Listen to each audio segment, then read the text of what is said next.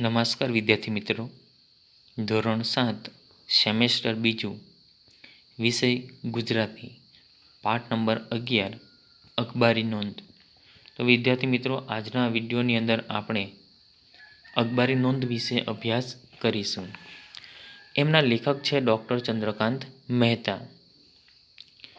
એમનો જન્મ તો કે 6/8/1939.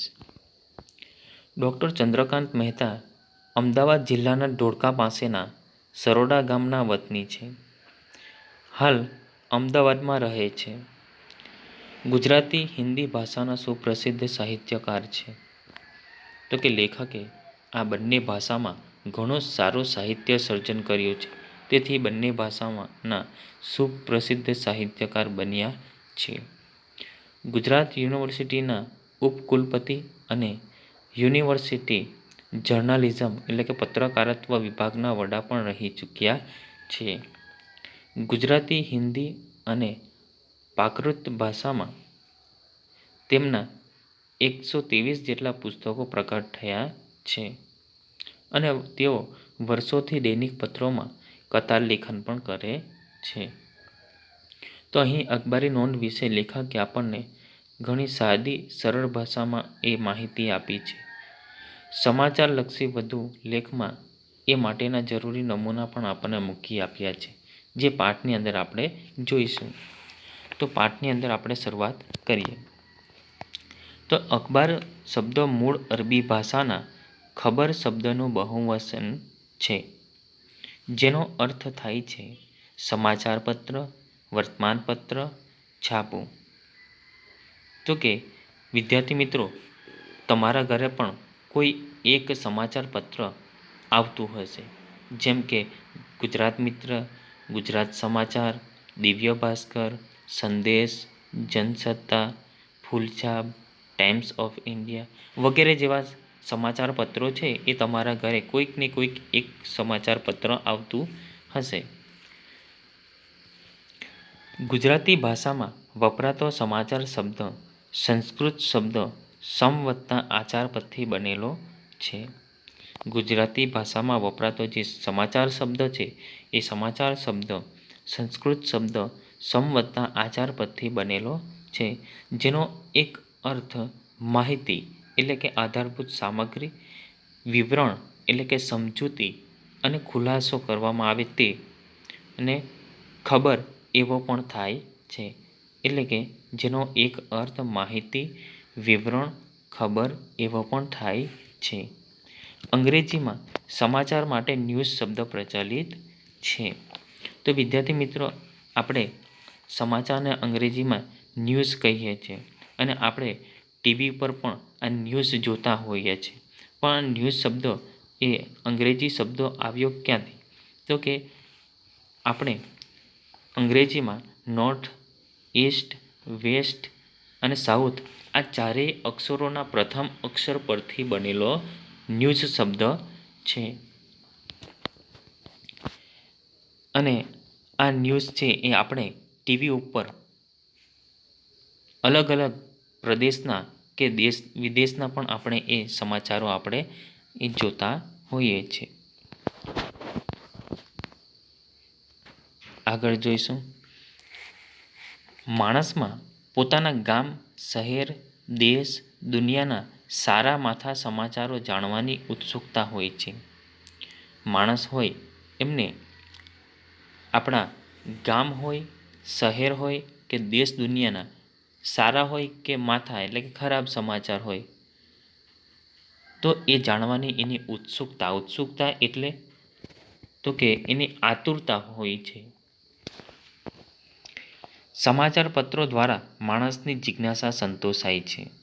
તો કે આ સમાચાર પત્રો છે, એ સમાચાર પત્રોની અંદર જે ગામ, શહેર, દેશ, દુનિયાના જે કંઈ સારા માથા પ્રસંગોના જે કંઈ સમાચારો છપાતા હોય છે, એને એ સમાચાર પત્રો દ્વારા માણસ એને વાંચે છે અને એની એ જિજ્ઞાસા ત્યાં સંતોષાય છે. એટલે સમાચાર પત્રો દ્વારા માણસ છે એની જિજ્ઞાસા, એને જે કંઈ જાણવાની ઈચ્છા છે, એ જાણવાની એ ઈચ્છા એની સંતોષાય છે. માણસ જેમ સમાચાર જાણવા ઉત્સુક હોય છે, એમ પોતાના કે પોતાની સંસ્થાના સમાચાર અન્યને જણાવવામાં એમને ઉમળકો, આનંદ પ્રાપ્તિ, સિદ્ધિ કે સુખ દુઃખમાં અન્યને ભાગીદાર બનાવવાનું પણ ઈચ્છે છે. એટલે માણસ જેમ સમાચાર વાંચવા ઉત્સુક હોય છે, એમ પોતાના કે પોતાની કોઈ સંસ્થા હોય, સામાજિક હોય, શૈક્ષણિક સંસ્થા હોય, તો એના સમાચાર એ અન્યોને જણાવવામાં એમને ઉમળકો હોય. ઉમળકો એટલે કે કોઈ ગમતી વ્યક્તિ કે ગમતા કામ માટે ચહેરા ઉપર થતો હરખ, વહાલ, હેતનો ઉભરો આવે તેવો, કે આનંદ પ્રાપ્તિ, સિદ્ધિ કે સુખ દુઃખમાં અન્યને ભાગીદાર બનાવવાનું પણ ઈચ્છતા હોય છે.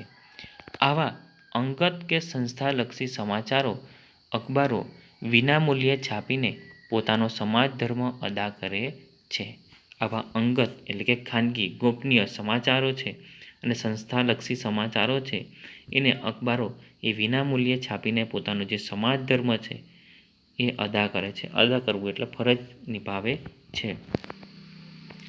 પોતાના અખબારમાં તંત્રીઓ વિશેષ કોલમ કે જગા તેવા સમાચાર નોંધ માટે ફાળવે છે, જેને સમાચાર નોંધ કહેવામાં આવે છે.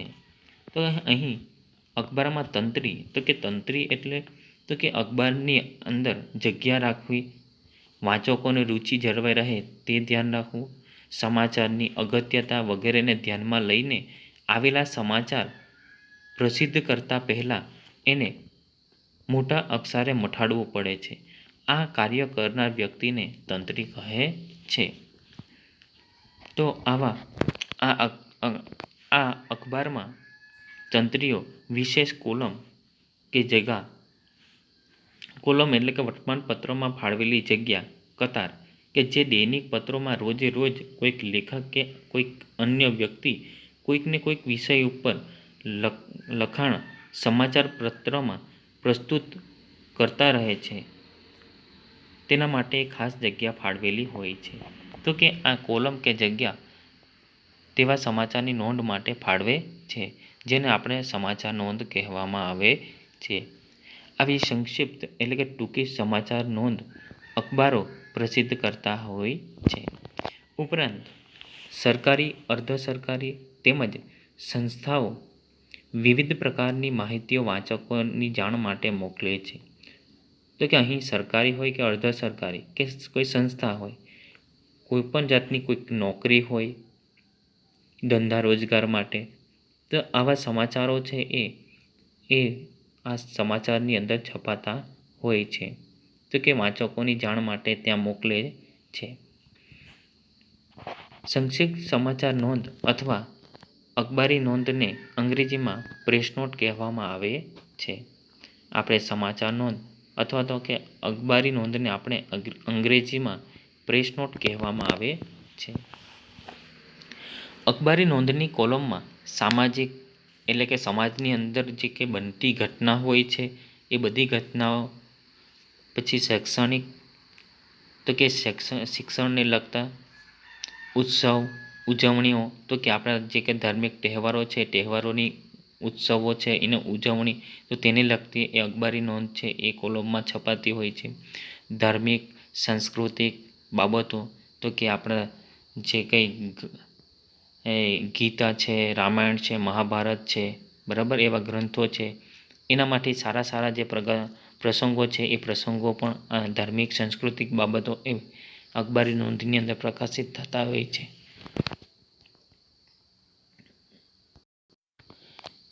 ત્યારબાદ તો કે વ્યાખ્યાન, ઇનામ વિતરણ, કોઈ પણ સિદ્ધિ હાંસલ કરી હોય, કોઈક સાહિત્ય સર્જન ઉત્કૃષ્ટ અને સુંદર સારું સાહિત્ય સર્જન કર્યું હોય તો એમના માટે પણ ઇનામ વિતરણ કરવામાં આવતું હોય છે.